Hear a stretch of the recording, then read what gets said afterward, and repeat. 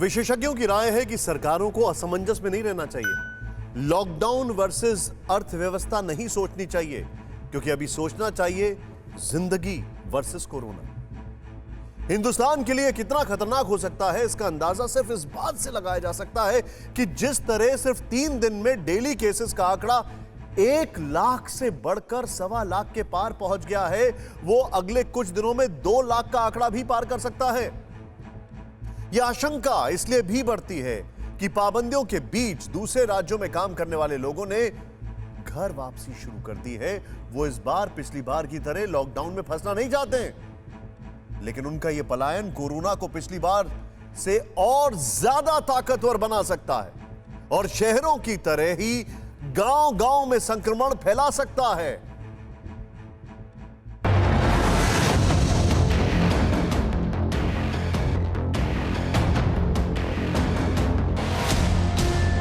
अब लॉकडाउन के डर से प्रवासी मजदूरों ने पलायन शुरू कर दिया है, जो अपने अपने राज्यों में जाकर सुपर स्प्रेडर साबित हो सकते हैं। सेठ ने बोला कि जाओ इधर, धंधे बंद हो गया तो जी काम धंधा नहीं, गांव से आया था, काम धंधा बंद, होटल बंद हो गया, तब गांव जा रहे हो अभी। लॉकडाउन में बीच में हम लोग इधर फंस गया था, पहला भी लॉकडाउन में था, अभी बीच में इधर फंस गया, इसके लिए फिर जल्दी जा रहे हैं। पहले भी लॉकडाउन हुआ था, फिर गए थे, फिर आए थे काम करने के लिए, फिर से लॉकडाउन होने के बाद फिर से घर पे जाना पड़ा, होटल बंद हो रहा है, सेठ पगार नहीं दे रहा है। महाराष्ट्र से जा रहे लोगों में से ज्यादातर पूर्वी यूपी और बिहार के रहने वाले हैं। कहने के लिए इन लोगों के वहां पहुंचने पर टेस्टिंग के दावे किए जा रहे हैं, लेकिन हकीकत कुछ और है। लापरवाही चाहे लोगों की हो या सरकार की, कोरोना को मजबूत होने का मौका दे रही। कहाँ से आए हो? जी मुंबई से। क्या करते हो? जी वहाँ दिहाड़ी करते हैं। कोरोना का कोई डर है वहाँ? जी डर तो है, इसीलिए तो घर चले आए। क्यों जा रहे हो घर? इतने सारे लोग क्यों जा रहे हैं? क्या करने, उधर काम वाम बंद हो रहा था। परेशानी ये है कि ना तो खाने को है, ना पहनने को है, ना धोने को है, ना नहाने को है। क्या करेंगे सर हम? हमको क्या मिलेगा? यहाँ भूखे मरे, कौन पूछ रहा है हमारे हाल? यही वजह है कि मध्य प्रदेश में नाइट कर्फ्यू के 22 दिन हो चुके हैं। इस दौरान यहाँ 47,000 से ज्यादा केस मिले, जो इससे पहले के 22 दिनों के मुकाबले 355% ज्यादा है।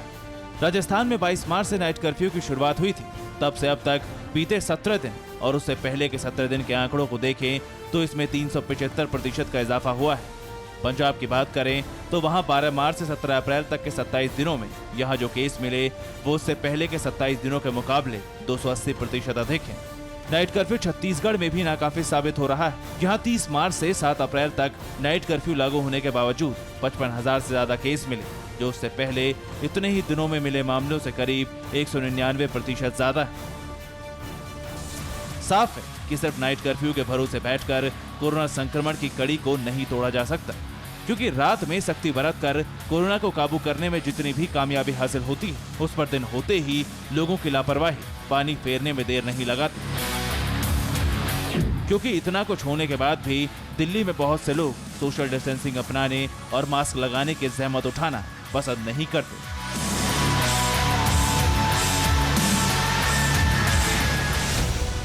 इसलिए छत्तीसगढ़ में सरकार ने लॉकडाउन की ओर कदम बढ़ा दिए। दुर्ग में 6 अप्रैल से लॉकडाउन लग चुका है, जो 14 अप्रैल तक चलेगा। रायपुर में 9 अप्रैल से 19 अप्रैल तक लॉकडाउन का ऐलान किया गया है। हालात नहीं सुधरे तो बाकी जगह भी सख्ती बढ़ती जाएगी। एक और जितनी पाबंदी बढ़ रही, दूसरी ओर लापरवाही उससे ज्यादा बढ़ रही। उसकी बानगी रायपुर से आई ये तस्वीरें, जहां कल से लॉकडाउन होने वाला है। उससे पहले खरीदारी के लिए लोगों की भीड़ मार्केट में उमड़ी। चौक चौराहों पर जाम लग गया। सड़क से मार्केट तक सोशल डिस्टेंसिंग को ताक पर रख दिया गया। ये वही भीड़ है जिसकी ऐसी ही लापरवाही के चलते 2 गज की दूरी और मास्क को तौबा करने की बदौलत कोरोना को मजबूत होने का मौका मिला। और लगातार वही गलतियां दोहराने का नतीजा है कि एक बार फिर से लॉकडाउन लगाने की नौबत नजर आने लगी है। Bureau report, TV9 Bharatvarsh. अड़ी सोमवार से शुक्रवार शाम 6 बजे सिर्फ TV9 भारतवर्ष पर।